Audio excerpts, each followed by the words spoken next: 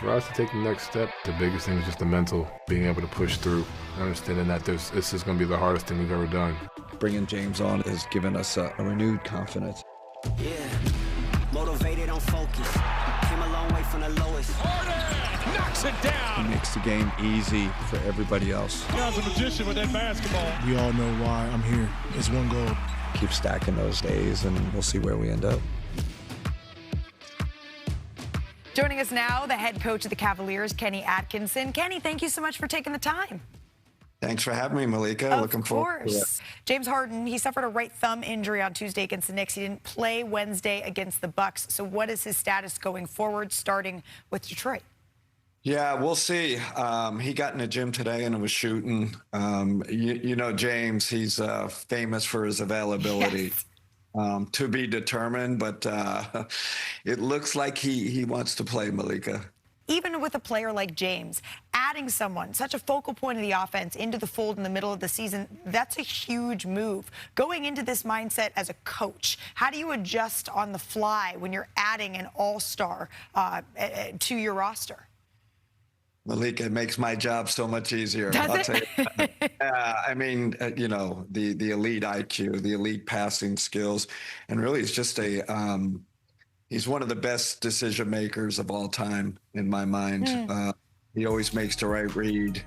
He's in that LeBron, you know, that kind of territory where you can score, you know, and get you 40 or you can get 20 assists. So him and Donovan have meshed.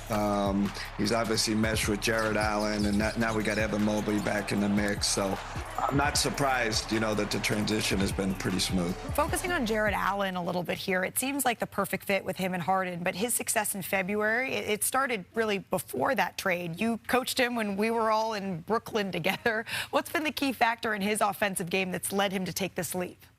Wow, what a transformation. I know, we've come a long way. And you know, James has obviously helped him, Malika, you know, but you know, the transformation happened before that. I think Evan being out for a little bit, you know, me and Jared had a conversation about, you know, him just taking on more responsibility. And he's taken that and just run with it. And he's been a lead on both ends. I mean, he's playing all-star basketball right now. Around here, all over our network, I don't know if you've caught this, we kind of like to talk about the MVP. Every once in a while, we like to talk MVP races here on ESPN. And you've advocated for Donovan Mitchell to win the award this season. So I give you the floor here. What has made Donovan Mitchell the MVP in your eyes? I mean, the fact that he's kept this team afloat, I mean, I think we got to throw him in the conversation at least. And then, you know, he's an entertaining guy to watch. I know you like him at ESPN, right? Like, he's a fun player to watch. Sometimes I catch myself just watching him, you know, play the game. So, you know, to me, all that equals MVP candidate. Absolutely. And Coach, Mitchell's looking to get to the conference finals for the first time. But I imagine the conversations that you all are having as a group, it's not just the conference finals. And Detroit, it's interesting. We were talking to Asar Thompson, Jalen Duren. They come out and say what their goal is. Our goal, we're not trying to just get to the party. We want to win a championship. How do you all talk about that as a group? Yeah, I mean, listen, for us, I think we kind of have a humble approach. We have to take the next step, right? We've you know, we've had some struggles in the playoffs the last 3 years, and you know, we just got to be honest about that. So we have some rungs, you know, to climb. But right now, we're taking a humble approach. We've got to take the next step, and then we're going to go from there. The best thing to counterbalance ego is humility, so I can completely see that approach. I always appreciate the time, Kenny. Best of luck against the Pistons. It's always good to catch up. All right, Malika. Thank you so much. Great chatting with Kenny yesterday. Man, we go all the way back to Brooklyn when all those guys were together, and yet here they are again. And in the 2 seasons before Kenny Atkinson took over in Cleveland, the Cavs, they ranked just 15th in offensive efficiency. But since he took over, they boast the second best offensive efficiency in the NBA. They're only slightly behind the Nuggets, and we've yet to see what that offense will look like when James Harden fully settles in. But Janae, Kenny Atkinson said it. James Harden has impacted Jared Allen directly. They've become one of the most lethal duos in the league. How so? Oh, let's do this. When James Harden suits up as a member of the Cleveland Cavaliers, they have the 3rd best offense in the NBA, and it's because of this unlikely duo from the start of the season. We never had this on our bingo cards, so let's break it down. On this possession, I want you guys to see first and foremost where the players are.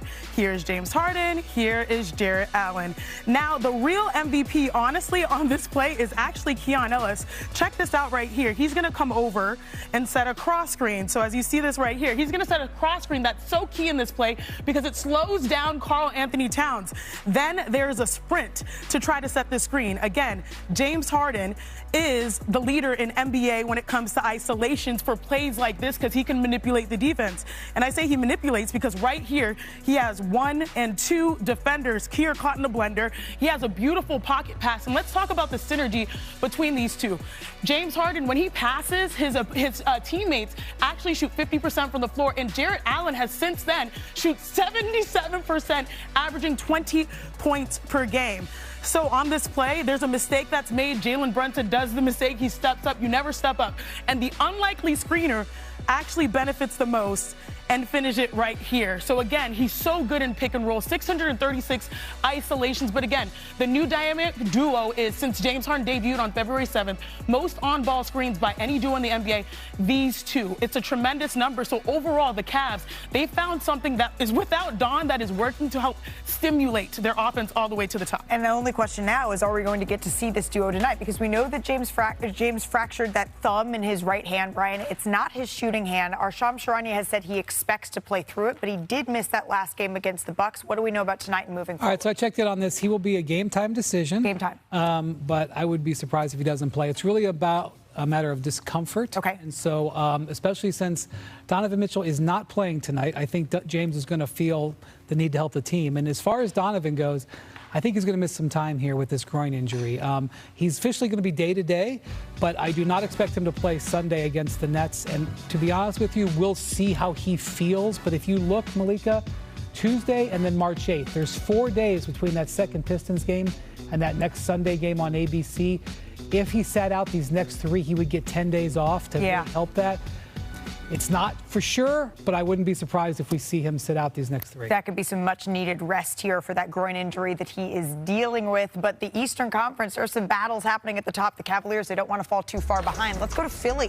That's where the Sixers hosted the Heat. Joel Embiid, Tyrese Maxey, they combined for 54 in the win. Chene, can we say it? Is the Sixers team dangerous? They're another one of those teams where I say, let me hold my breath a little bit. But the fact that Joel Embiid has come on so strong, Tyrese Maxey always said, like, the best young backcourt in the NBA is in Philly. But as long as they're getting this level of production from Joel Embiid, you can never say never. Dangerously looming. I know that triggers Heat fans. To Indiana, that's where Con Knippel finished with 28 points on 8 threes. He set a rookie record for threes in a season. Charlotte moves to 17-2 when that starting lineup of Ball, Miller, Bridges, Knippel, and Diabate are together. Brian, can they jump out of the play-in? They certainly can. You know I'm all in on the Buzz City Killers. So he set the rookie record. We're still in February. I'm not sure if you're aware. I just have to point out, he's shooting 44% on 8 threes a game. How about that? For that, welcoming your